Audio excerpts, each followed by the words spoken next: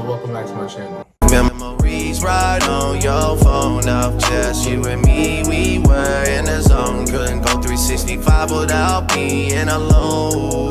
Oh, you chasing it, Black Ripple or vodka, that's your favorite shit. You dangerous, them nights when you could sleep, when you were facing shit that crazy. And today we're going to talk about AI technology and how it's impacting the music industry and potentially touch on the subject of cybersecurity risk. But first, let's dive into a story about Charlie Chaplin and how his impersonators impacted his career.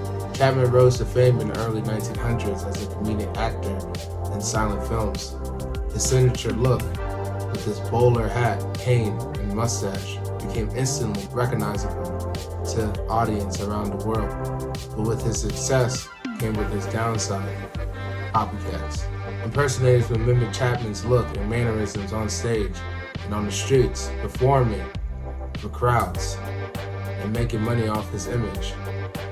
This frustrated Chapman, who felt like he was being robbed of his rightful earnings and could not stop the imitators. To combat this, Chaplin began trademarking his name and image, even going so as far as to file lawsuits against some of the blatant impersonators. Over time, this helped to establish his brand and protect his revenue stream. Now, let's turn our attention back to Drake.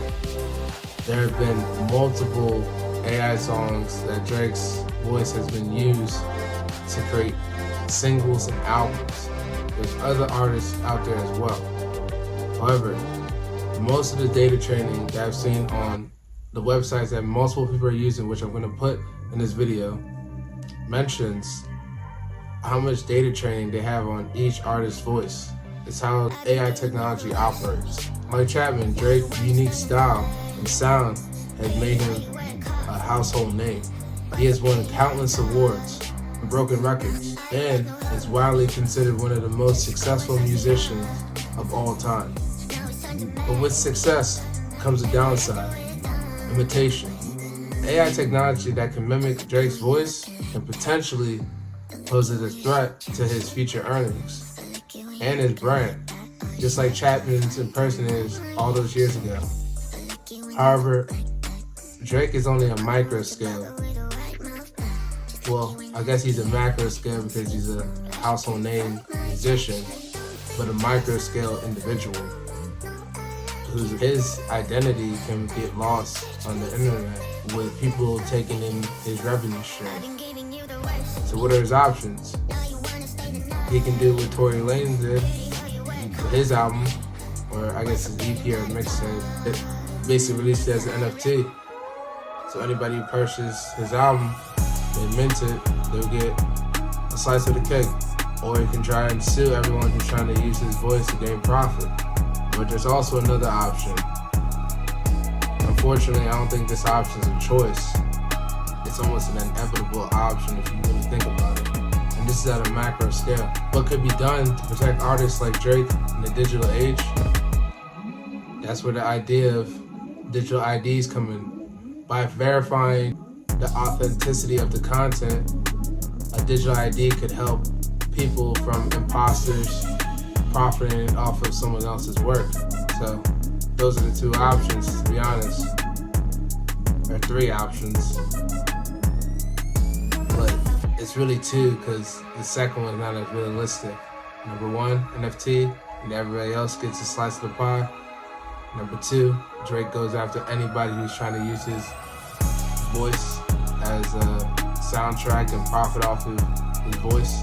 And three, which is probably going to affect almost everyone as technology advances with AI and other technologies, is having a digital ID. But this idea poses as a potential cybersecurity risk. False digital IDs could be created to steal someone's work or personal information.